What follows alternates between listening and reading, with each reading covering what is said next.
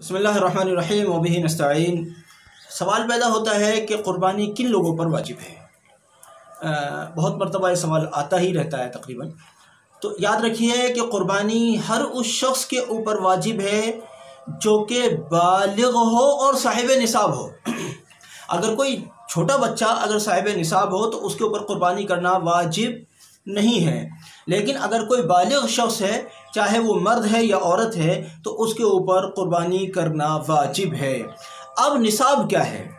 अगर किसी शख्स के पास में 52.5 तोला चांदी हो, या फिर 52.5 तोला चांदी तो नहीं है लेकिन उतनी मालियत मौजूद है, मसलन थोड़ा सा सोना है, थोड़ी सी चांदी है, थोड़ा सा कुछ और पैसा धेला है, कुछ और है, तो बहरहाल अब वो अगर सारा का सारा मिलकर 52.5 तोला चांदी के बराबर अगर हो जाता है तो ये शख्स साहिब निसाब कहा जाता है। अब यहाँ क़ुरबानी के दिनों में असल में देखो, जिसके पास में निसाब का माल है उसी के ऊपर ज़कात भी फ़र्ज़ है और उसी के ऊपर क़ुरबानी भी वाजिब है। लेकिन एक फ़र्क है ज़कात के फ़र्ज़ होने में और क़ुरबानी के वजूब में, एक बुनियादी फ़र्क है, और वो फ़र्क ये है कि ज़कात के लिए निसाब के साथ साथ साल का गुज़रना भी शर्त है कि अगर 1 साल गुजर गया है आपके निसाब के ऊपर तो आपके ऊपर ज़कात फ़र्ज़ है, और अगर नहीं गुजरा है तो ज़कात फ़र्ज़ नहीं है। लेकिन क़ुरबानी में साल का गुजरना शर्त नहीं है।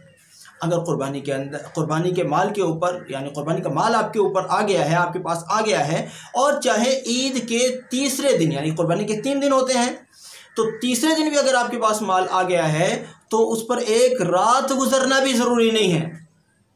जैसे ही आ गया है फ़ौरन ही आपको क़ुरबानी करने की फ़िक्र कर लेनी चाहिए। ऐसा अब एक बात और है,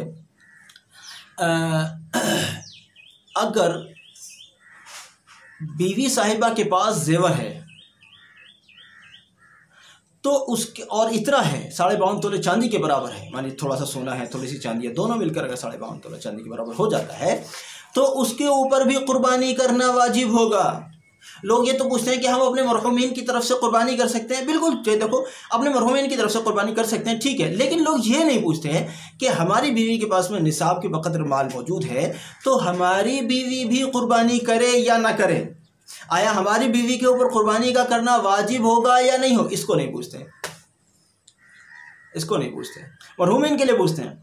हम अपने मरहूम वालिद की तरफ से क़ुरबानी करते हैं, हम अपने मरहूम वालिदा की तरफ से क़ुरबानी करते हैं, अपने फ़लाने अज़ीज़ मरहूम की तरफ से क़ुरबानी करते हैं, इसको पूछते हैं। लेकिन हमारी अहलिया के पास, हमारी बेगम के पास में, हमारी बीवी के पास में निसाब के बक़द्र माल है तो हमारी बेगम भी क़ुरबानी करे या ना करे।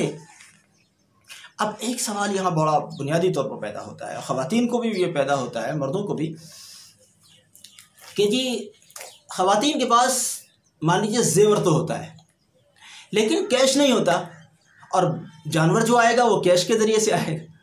जेवर बेच कर तो इतने गुर्दे कहाँ हैं जो जेवर बेचकर ज़कात अदा की जाए, या जेवर की शक्ल में ज़कात अदा की जाए, या जेवर बेचकर क़ुरबानी की जाए। उस पर तो फिर तरह तरह के फतवे और लग जाएंगे, लोगों की तरफ, उलमा की तरफ से नहीं, लोगों की तरफ से। लेकिन चलिए, इतना गुर्दा नहीं है। अगर मान लीजिए इतना पैसा नहीं है, गुर्दा भी नहीं है, पैसा भी नहीं है, बस निसाब है, जेवर है, या और कोई ऐसी चीज़ है, जैसे बेगम साहिबा लाई थी अपने मायके से फर्नीचर या और इस टाइप की बहुत सारी चीज़ें, या और कोई ऐसी चीज़ है, तो बहरहाल उस सूरत में अब कैसे क़ुरबानी अदा करें?